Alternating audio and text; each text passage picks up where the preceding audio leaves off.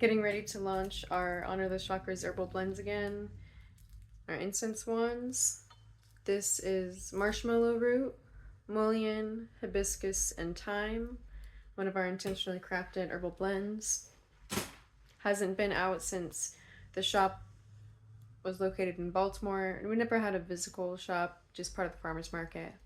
Now we're in San Antonio.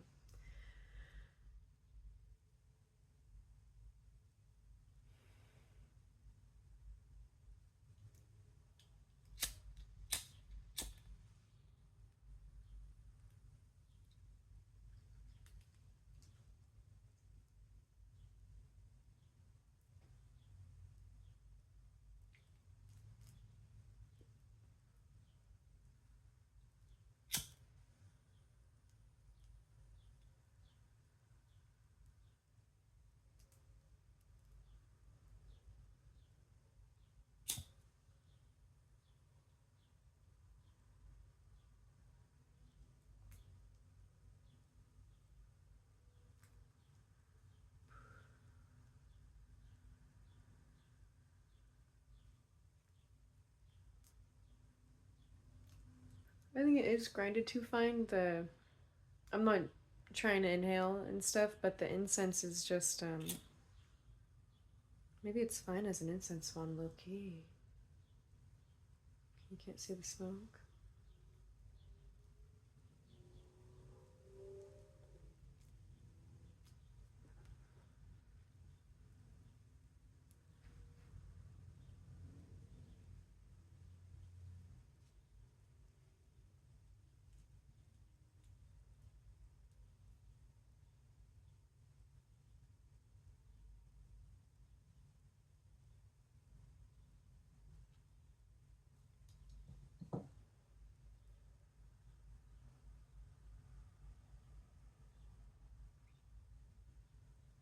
It's grinded a bit too fine. We lost a lot of our stuff in Baltimore, so I'm gonna have to figure out a good middle ground again. I think I used to not. Yeah, just getting back in the rhythm. But I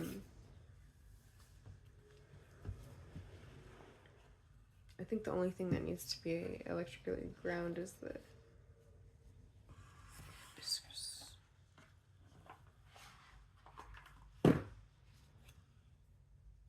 Thought I'd get into a quick message. It's been a while. The incense really does smell nice though. As an actual incense stick, it is actually pretty nice. It's staying lit. It's cute and ashy. I love it.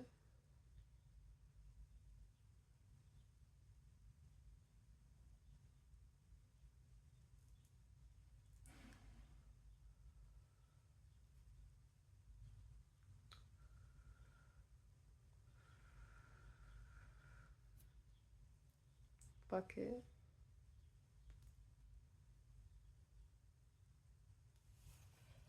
Anytime I do inhale, it's always how you would a cigar, just in my mouth.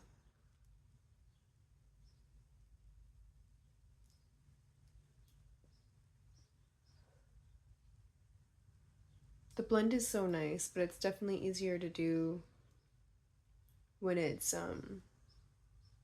hand grinded and not electrically grinded. So yeah, well, that's why we do little testers, right? It's gonna, by the time these are launched again, it's gonna be almost 2 years since they were. Year and a half. Time goes by. Yes, time does go by. So, oh no.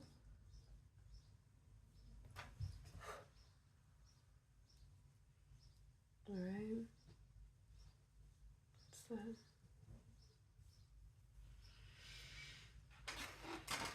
Not officially, but I want to know how much these weigh.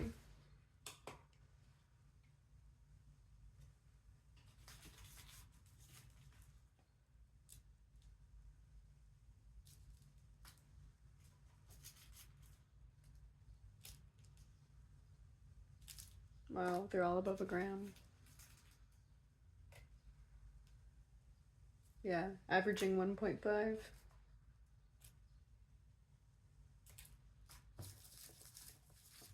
That is nice. I wonder how different that will be when they're not as finely grounded. That takes away most of the fun, most of the meditative experience I get with it. Because they're, as far as smoking plants go, they are incredibly safe. Every, of course, smoke itself does not belong in your lungs. Any smoke of any kind is not healthy, but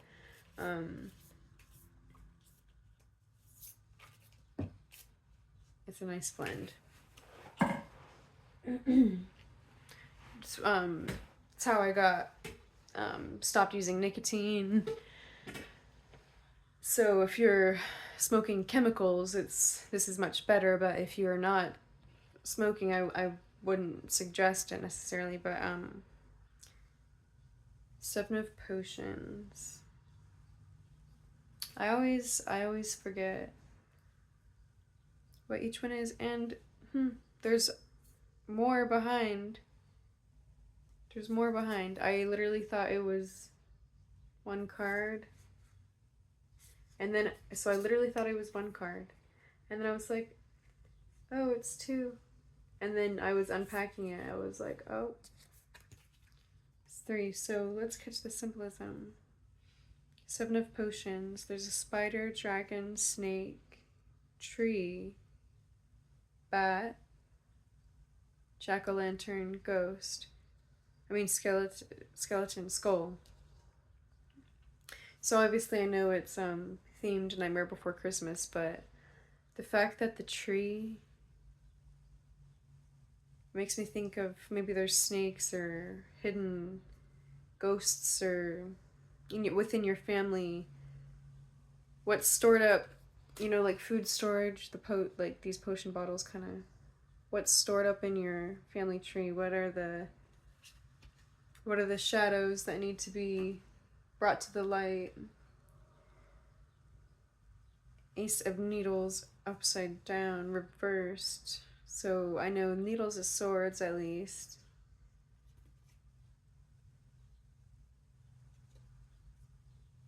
So when it's not reversed, it just looks like she's sewing, but reversed, it literally looks like you're gonna get stabbed.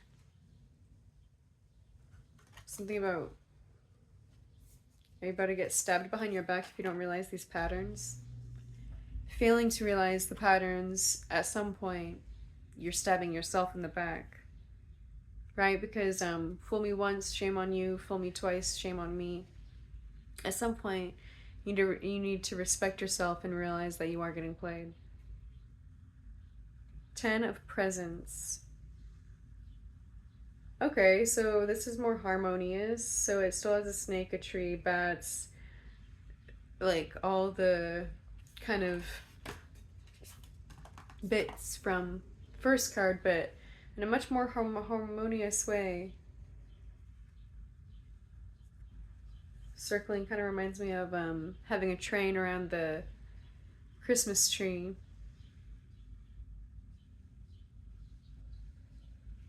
So most of the presents are within, but there's one out. There's some up on the tree. So maybe you realize what's yours to keep and what's meant for others. That's their karma, that's their problem. That's a challenge that's been put in their way for their growth. So let me not enable their past self and hinder their growth, right? There's different ways, different perspectives of looking at things. Being nice isn't always the right thing to do. Seldom is.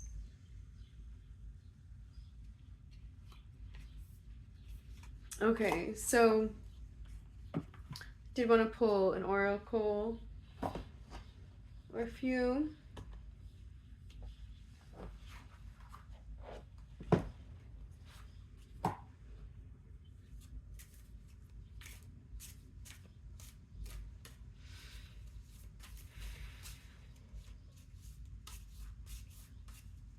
oranges and citrus just came to mind again. Something about the cleanliness, natural clean cleanser. Usually people think of lemons and vinegar, but all citrus does have similar properties.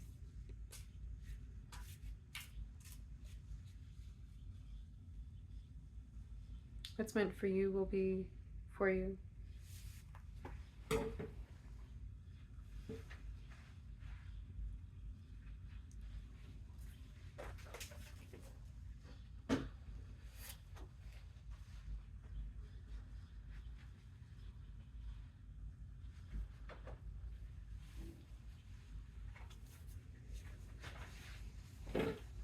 Just reminded of rose quartz, self-love crystal, also Steven Universe. If you haven't seen it, you should see it. Or whatever childhood show, something fun. Watch something fun. There's hidden messages, important messages, and fun. Even having fun with yourself. Play, right? It sounds so childish. As adults, if you say the word play, it sounds weird, kind of creepy. That's that disconnection is actually really sad. Disconnection from ourselves, from being able to enjoy time spent with self and be imaginative, creative, not live without fear of being judged, right? When you're playing tag or when you're playing dress up, you're not worried about how you look, how you sound. You're doing, you're being, you're existing. Maybe it's time we need to remember that. Get back to that a little bit. All right, so